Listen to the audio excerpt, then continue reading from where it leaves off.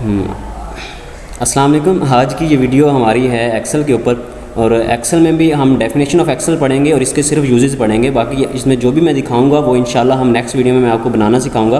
तो सबसे पहले अगर डेफिनेशन की तरफ जाएं एक्सेल की, तो एक्सेल की डेफिनेशन कुछ इस तरह की है कि ये एक कंपोनेंट है माइक्रोसॉफ्ट एक्सेल का, माइक्रोसॉफ्ट ऑफिस का एक कंपोनेंट है जो कि प्रोडक्ट किया गया था सिर्फ और सिर्फ माइक्रोसॉफ्ट विंडोज़ के लिए। तो अगर हम इसके यूजेस की तरफ जाएँ तो यूजेस में हमारे पास फर्स्ट यूजेस में अगर हम देखें तो हम अपना बिज़नेस फाइनेंस को इसमें मैनेज कर सकते हैं।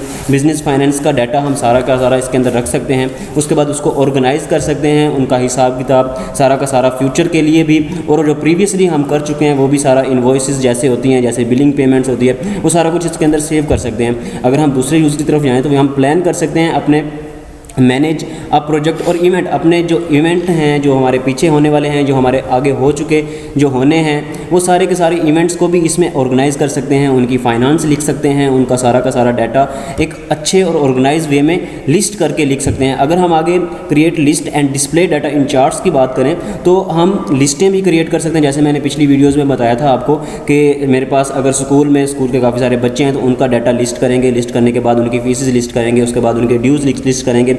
उनको लिस्ट करने के बाद अगर हम उनका चार्ट भी बना दें तो वो हमारे लिए बहुत अच्छा हो जाएगा। इससे हमें यह पता चलेगा कि सबसे ज़्यादा किस बच्चे की ड्यू पड़ी है, सबसे ज़्यादा किस बच्चे ने पे की है, वो सारा कुछ इसी में आ जाएगा। अगर हम नेक्स्ट बात करें तो मेरे पास एक दो एग्जांपल्स पड़ी हैं जो कि बिलिंग पेमेंट्स पे है।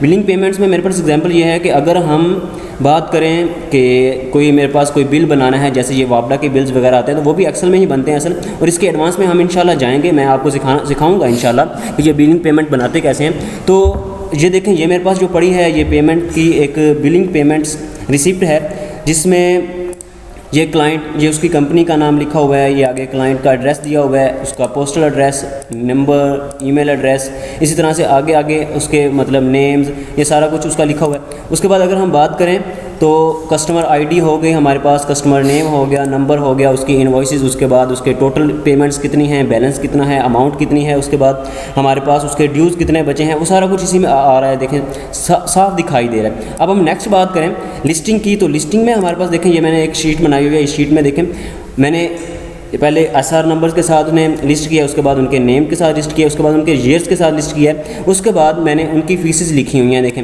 ये सारी फ़ीसेस लिखी हुई हैं। आगे मैंने इन सारी फ़ीसेस का सम लिया, तो सम का यहाँ पे फॉर्मूला लगाया हुआ है। ये फॉर्मूला असल में कैसे लगाता है कि क्या इसका कंसेप्ट है, ये सारा कुछ मैं आपको नेक्स्ट वीडियोज़ में बताऊँगा।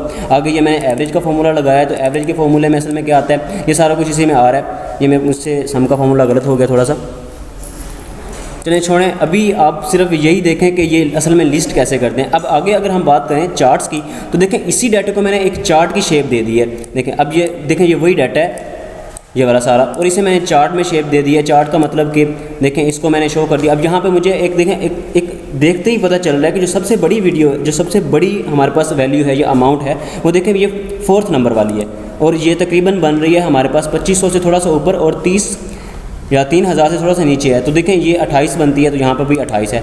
तो मतलब बताने का मतलब ये है कि हम इस तरह से एक्सेल को यूज़ करके अपने डाटे को वेल ऑर्गेनाइज कर सकते हैं, अच्छे तरीके से रिजोल्व कर सकते हैं। अगर हम बात करें तो कल इंशाल्लाह हम इसके कंपोनेंट्स पर बात करेंगे। कंपोनेंट्स के बाद आहिस्ता आहिस्ता हम इसके फॉर्मूलाज पर और सारे इसके एडवांसमेंट में जाएंगे इंशाल्लाह। बस आपको क्या करना है, आपको मेरे साथ बने रहना है, और जो वीडियोज़ मैं अपलोड करता रहूँगा वो आपने रेगुलरली देखते रहने हैं। Thank you.